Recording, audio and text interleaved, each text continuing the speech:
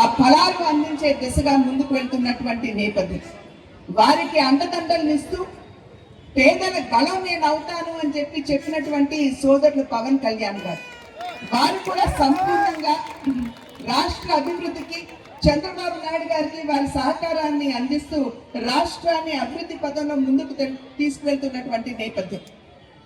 మొన్ననే విశాఖపట్నంలో సిఐఐ అనేటువంటి ఒక కార్యక్రమాన్ని నిర్వహించుకుని ఆంధ్ర రాష్ట్రానికి పెట్టుబడిని రాబట్టాలి అనేటువంటి ఆలోచనతోటి, ఎందుకంటే ఇంతకు ముందు పాలించినటువంటి వారు మరి వారి 5 ఏళ్ల పరిపాలన సమయంలో మనం అందరం చూసాం, పెట్టుబడులు పెట్టినటువంటి వారు ఏ విధంగా పెట్టుబడిని వెనక్కి తీసుకుని బయటకు వెళ్ళిపోయారు రాష్ట్రం నుండి, మనం అందరం కూడా కళ్ళారా చూసాం.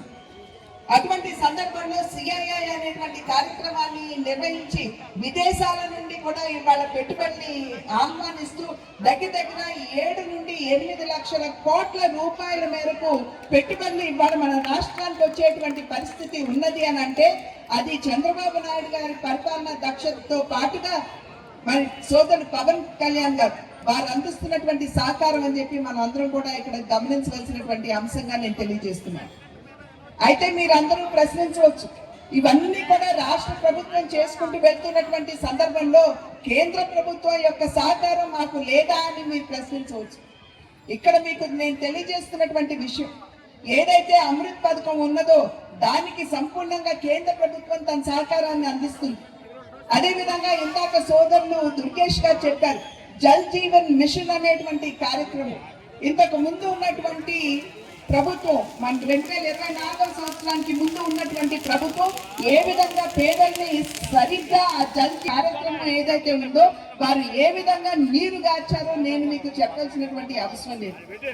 ఇవాళ కేంద్ర ప్రభుత్వం సంపూర్ణమైనటువంటి సహకారాన్ని అందిస్తూ ఇవాళ నిడదవోలులో ఉన్నటువంటి ప్రజలకి కుళాయి నుండి నీరు వచ్చే విధంగా వారు జల్ జీవన్ మిషన్ కి సంపూర్ణమైనటువంటి సహకారాన్ని అందిస్తున్నారు అని చెప్పి మీ అందరికీ కూడా నేను తెలియజేసుకుంటున్నటువంటి విషయం. అదే విధంగా మన నిడదవోలు స్టేషన్ ఏదైతే ఉందో అమృత్ స్టేషన్ పథకంలో చేర్చి 27 కోట్ల రూపాయలతోటి ఇవాళ మనం నిడదవోలు స్టేషన్ ని అభివృద్ధి చేసుకునేటువంటి దిశగా మనం అడుగులు వేస్తున్నాం.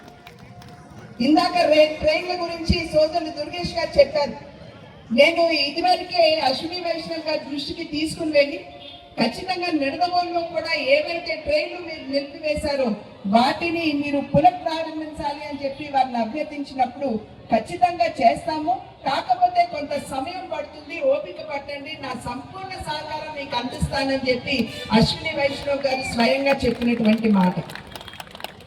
అదేవిధంగా నాకు సాధారణంగా ఒక ఎంపీగా నాకు కొంత నిధులు అంటే నా యొక్క నియోజకవర్గ అభివృద్ధికి నాకు నిధులు అందిస్తున్నటువంటి సందర్భంలో ఆ నిధుల్ని కూడా నా పార్లమెంట్ నియోజకవర్గంలో ఉన్నటువంటి 7 శాసనసభ్యులకి కూడా అందించడం జరిగింది.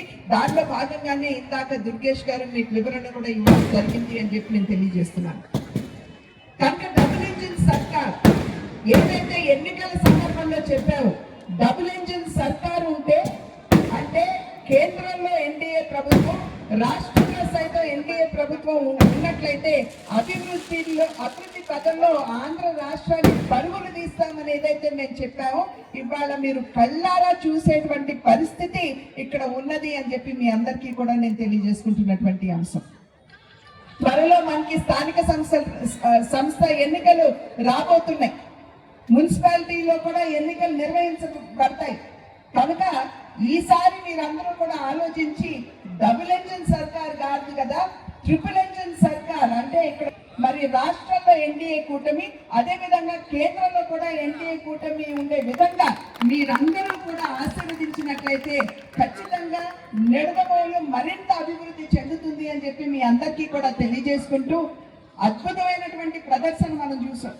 సాధారణంగా వజ్రోత్సవం అంటే ఏదో సినిమా పాటలు పెడతారు, మనమందరం కూడా చాలా ఆనందంగా వాటిని ఆస్వాదిస్తాము, తిరిగి వెళ్ళిపోతుంటాం. కానీ ఆ రకంగా కాకుండా చక్కటి తెలుగు సంస్కృతిని ప్రతిఫలించేటువంటి కూచిపూడి నృత్యంని మనం అందరం కూడా ఇవాళ చూసినటువంటి సందర్భంలో ఇంత అద్భుతమైనటువంటి మన సంస్కృతిని ఇనుమడింపు చేసే విధంగా అద్భుతమైనటువంటి కార్యక్రమాన్ని నిర్వహించినటువంటి మున్సిపాలిటీ అధికారులందరినీ కూడా ప్రతి ఒక్కరిని పేరున నేను హృదయపూర్వకంగా అభినందిస్తూ మరి ఒక్కసారి మీ ఆడపడుచుగా నాకు ఇక్కడికి వచ్చి మీ ముందు నిలబడి మీ ఆనందాన్ని పాల్పంచుకునేటువంటి అవకాశాన్ని నాకు అందించినటువంటి ప్రతి ఒక్కరికి పేరు పేరున నా ధన్యవాదాలు తెలియజేసుకుంటూ సెలవు తీసుకుంటున్నాను. జై హింద్.